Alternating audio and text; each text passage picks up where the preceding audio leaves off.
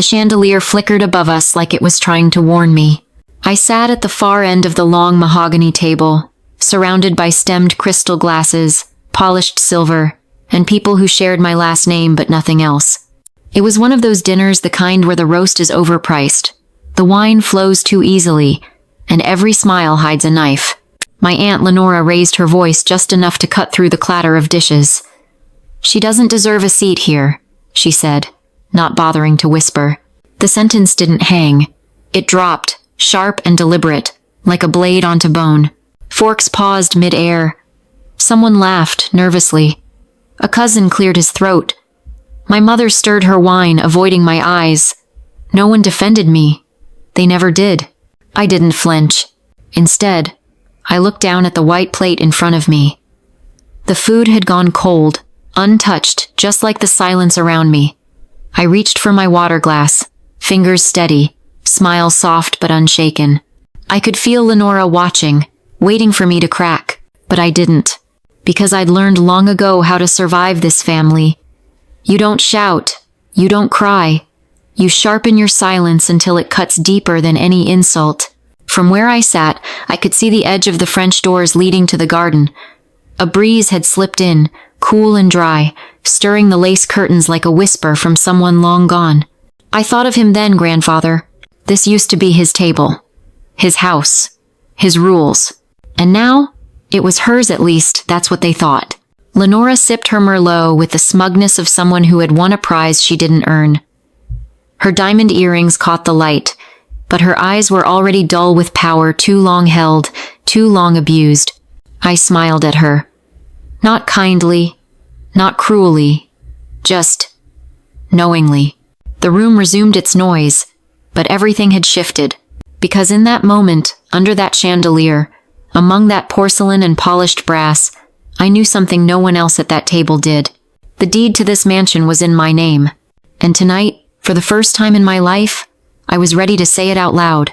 I didn't answer her, didn't tilt my head, didn't raise my voice, didn't ask, "Why would you say that?"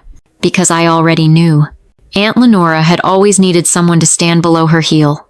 And I, Elise Moreau, the girl who wore department store dresses to legacy dinners, who once showed up late to Grandpa's funeral in a rental car, fit the part too well.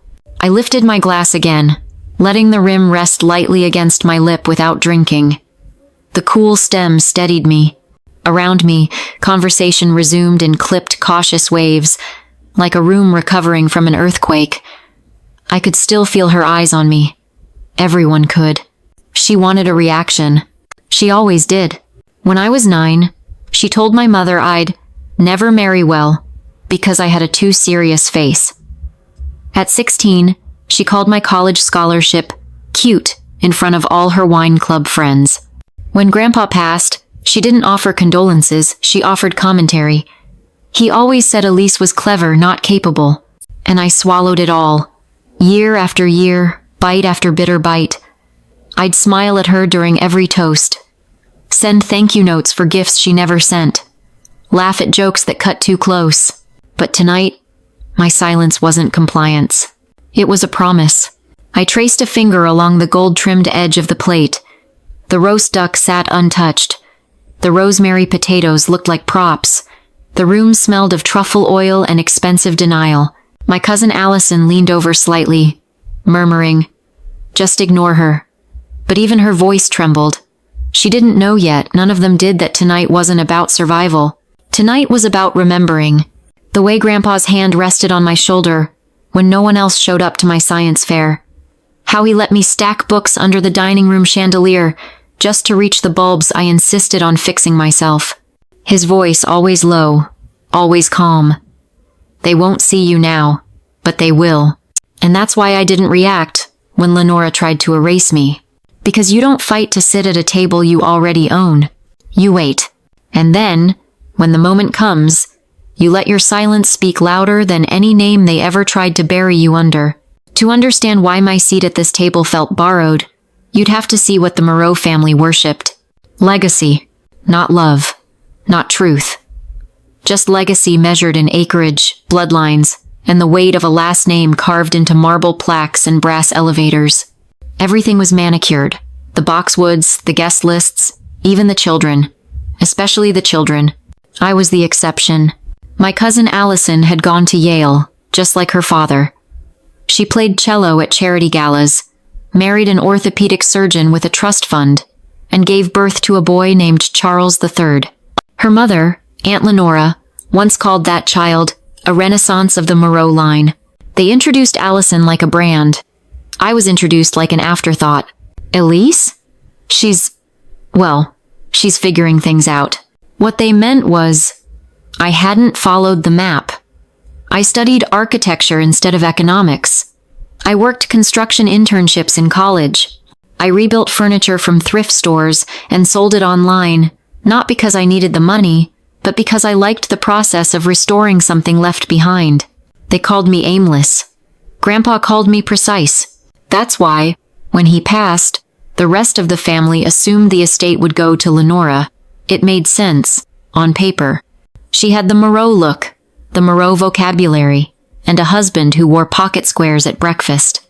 But Grandpa saw beneath paper, and while everyone else scrambled for their piece of him asking about the wine collection, the watch safe, the family land, I had been quietly listening. He once told me this mansion was built by hand. Not literally, of course, but it was designed, stone by stone, by someone who cared more about shadow than chandelier. It was never meant to be a monument to power. It was meant to be lived in. That's why it broke his heart when it became a performance stage. And that's why, 3 months before he died, he changed the deed. He didn't tell anyone. Not even me.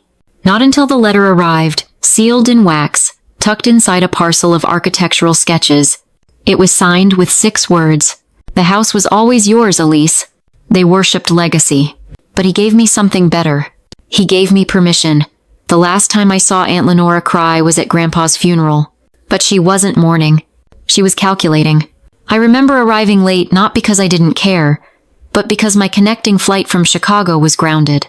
I rented the first car I could find, drove 4 hours straight, changed into black slacks in a gas station restroom, and ran the last block under a hard, sideways rain.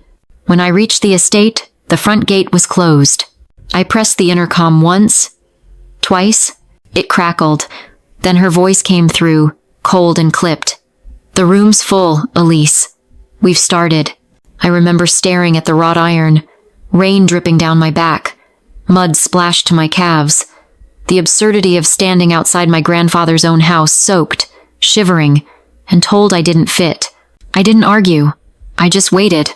An hour, maybe more, until the black cars began to leave and the umbrellas folded shut like secrets. I remember the glance Lenora gave me through the rear window of her sedan. Not shame, not even guilt, just boredom. That was the moment something inside me bent, not broke, not yet, but shifted. And the next day, when I visited Grandpa's lawyer, and he slid a thick envelope across the table with my name on it, I finally understood why no one had wanted me inside. He had rewritten the will quietly, just weeks before his death. The letter inside was short. "Elise, you never asked me for anything. You listened, watched, built things with your hands. You saw what this house had become, and what it still could be. Let them think you have nothing. It's safer that way for now.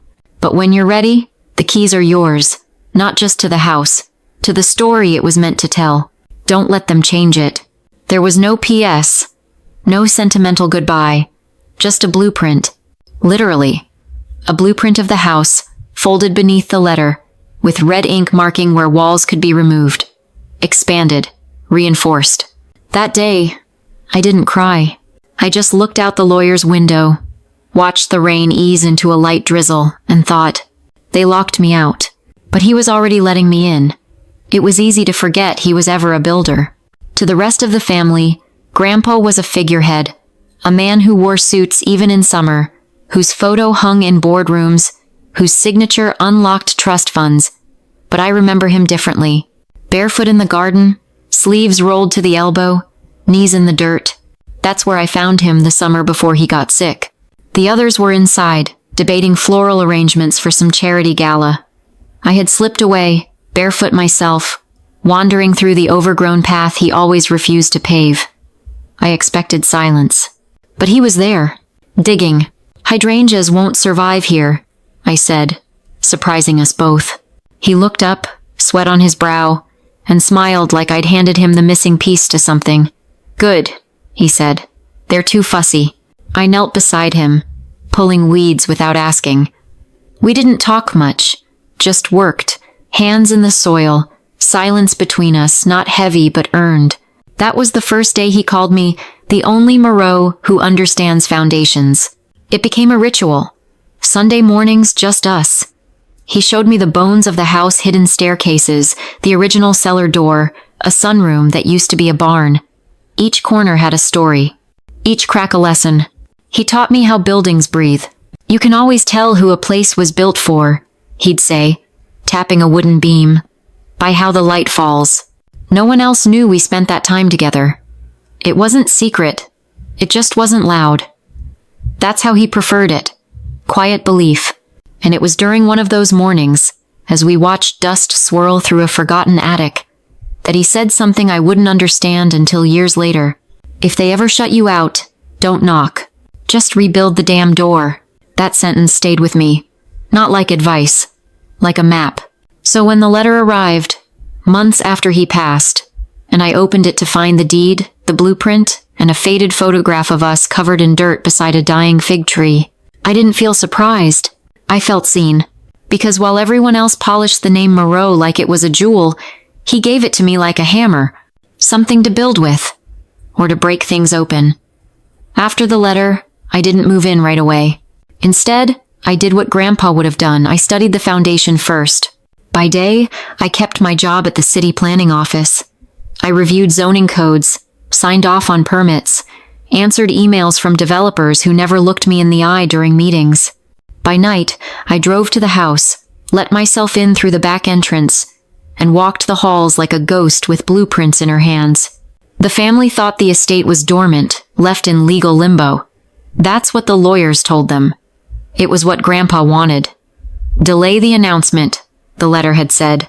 Let them rest on false certainty. So I did. Every creaky stair, every flaking cornice, every rusted hinge, I documented it all. I peeled back layers of wallpaper like I was uncovering old lies, repaired what was essential, left the cracks that told a better truth. No one saw me. The workers I hired came through aliases, discreet contractors from my city network who owed me quiet favors. The neighbors never questioned the dim lights at midnight or the truckloads of salvaged wood arriving at dawn. If they noticed anything, they assumed it was Lenora preparing for another event. Let them assume. I worked in silence, paid in cash, ordered materials under a shell LLC I'd created during grad school. Even the bank didn't know who held the title. Not really. It was a strange kind of freedom. Being invisible inside something you owned. I slept there sometimes, on a cot in the library, surrounded by towers of books Grandpa never let anyone touch. I'd drink coffee from a thermos and sketch out renovation notes by candlelight. No one texted. No one checked in. And that, I realized, was the gift. They didn't think I mattered. And so, they didn't watch. Which meant that by the time the family dinner was planned, by the time Lenora sent out embossed invitations and assigned seats like it was a coronation, they still believed the mansion belonged to her. And I let them, because there is power in patience. And mine was almost ready. It happened just as the dessert was served. Creme brulee, torched to perfection, slid onto china plates with silver spoons arranged at precisely the wrong angle. Lenora liked dramatics, flame, flare, performance. She raised her glass to toast Allison's new board position at some art foundation she'd never visited. Everyone clapped politely. Then, with a smile practiced over decades, she turned to me and said, "And Elise? Well, she's still on her little city job, aren't you, dear?" Laughter soft, indulgent, the kind that bruises. I didn't respond. Not at first. I reached into my clutch and took out my phone, placed it face down beside my plate. Just touching it was enough. The lawyer had said the email would arrive by 8 p.m. sharp. 7:58分. Lenora kept going. Some of us lead, some of us observe, she said, dabbing her lips with a cloth napkin. "It's important to know your place." I looked around the room, the floral arrangements, the oil portraits, the stained glass windows Grandpa had preserved himself. And for the first time, I didn't feel like I was trespassing. This house knew me. The chandelier above us dimmed briefly, then flared again, an old wiring quirk I never fixed. Not out of neglect, but nostalgia.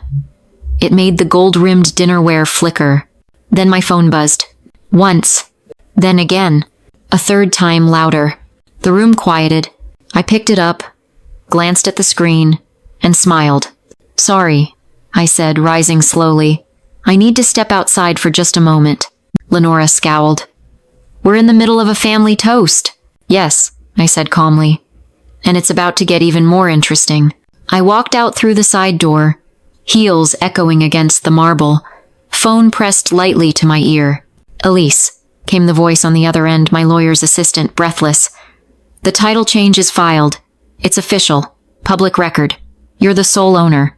The system just updated." I let that sink in. "Also," she added, "the press request from the Historical Preservation Society just came in. They'd like a statement from the new estate holder." I turned, looked back through the dining room window. Inside, they were still frozen, in polite confusion. And I hadn't even started. When I stepped back into the room, the air felt thinner, like the house itself was holding its breath. All eyes turned. Forks hovered. Wine glasses sat untouched. Lenora's smile faltered just enough to show the edge beneath it. "Elise," she said, tone clipped. "Is there something we should know?" I walked slowly, deliberately, back to my seat. But I didn't sit. Instead, I placed my phone on the table, screen up, where the words glowed clearly. "Property title transfer. Elise Moreau confirmed owner." Silence cracked like ice. I turned to Lenora. "Strange," I said, matching her earlier tone. "You spent all night seating me like I was a guest." I reached for my wine, let the stem rest between my fingers. "But I suppose it's easy to forget you're in someone else's house, when you've spent years assuming they'd never come back." Her face shifted tight, composed rage behind a curtain of pearl earrings and powder. "This is a joke," she said. "The house has always been in my name. The family trust." "No," I cut in. Calm. Precise. "Grandpa removed it from the trust 3 months before he passed. Quietly, legally, permanently." My mother looked between us, bewildered. "But why wouldn't he tell us?" "Because he didn't need to," I replied. "And he knew exactly how this room would react." Allison leaned in, voice hushed. "Elise, if this is true, if the house is yours, maybe we can work something out. A joint use agreement? Events? Family holidays?" I smiled. Not cruelly, just honestly. "There won't be any more events. Not here. But you've always assumed," I said. "Assumed I was too quiet to matter, too unremarkable to inherit anything that carried weight. But I wasn't absent. I was building." Lenora tried again, grasping at the only card she had left. "You can't just cut the family out." I looked at her then, not with anger, but with clarity. "You didn't think I belonged here," I said, echoing her words from earlier. "And now, I don't think you do." And for the first time, no one interrupted me. Not even her. I didn't kick them out that night. I didn't have to. They left on their own, some out of shame, some out of disbelief, and a few, like Lenora, out of sheer fury masked as dignity. She straightened her coat with the elegance of a woman still pretending she hadn't lost. As the front doors closed behind them, I stood alone in the foyer, hands in my pockets, the silence finally mine. The next morning, I called the contractors back, but this time, not for restoration. We cleared out the old drawing room first, the one where Grandpa used to trace blueprints under a green desk lamp. Then the unused parlor. Then the east wing no one had set foot in for years. I kept the bones, but changed the purpose. The mansion would no longer be a shrine to a name. It would become a place where overlooked builders found blueprints of their own. I partnered with a local women's shelter to create weekend workshops on architecture and trades carpentry, drafting, sustainable design. We turned the West Library into a studio, bought tools, painted the walls ourselves, filled the space with whiteboards, not wine racks. At first, no one believed it. Then the applications started coming in, women who had been told their hands weren't meant for more than cleaning, who had never seen a blueprint but knew how to make things last. I taught them what Grandpa taught me: how to spot a crooked beam by feel, how to tell when a floor breathes wrong, how to measure light like it means something. I named the program Second Foundation, not for sentiment, for accuracy, because every one of them had been told, like I once was, that they'd missed their chance. And here, inside these repurposed rooms, they could learn to build again, not to prove themselves, but to begin on their own terms, with their own tools. And for the first time, the house felt alive. Not polished, not perfect, but real. Exactly as he would have wanted. I found the note 2 months later. It wasn't hidden. Just waiting. Tucked inside the old filing cabinet in Grandpa's attic office, behind a stack of engineering manuals and a half-empty box of brass nails. The handwriting stopped me cold, bold, slanted, unmistakably his. It wasn't long. Just a single page, folded 3 times and sealed with the same faded red wax he used for every personal letter. Elise, if you're reading this, then you stayed. Good. This house was never meant to be passed down like a trophy. It was meant to find its keeper. Someone who could hear it creak and not flinch. Someone who knew how to rebuild quietly. Not for applause, for purpose. Let them remember the name however they want. You'll carry the story. And you'll write your own. One day, someone will ask how you got it all. Don't explain. Just show them the door you built yourself. No signature. Just a pressed fig leaf taped to the corner. From the tree we planted together. I sat on the floor for a long time after that. Not crying, not smiling, just breathing. That afternoon I framed the letter and hung it in the sunroom, where the light hit just right, exactly how he taught me. Visitors always pause there now, tracing the words with their eyes, asking if it was a poem. I never correct them. Some truths don't need clarifying. Outside, the fig tree has started to bloom again. A little lopsided, a little wild, but still growing. And every time I walk past it, I think of that girl I used to be, the one standing outside in the rain, locked out of a house that was already hers. She doesn't wait at the gate anymore. She opens doors and leaves them unlocked for anyone still trying to find their way home.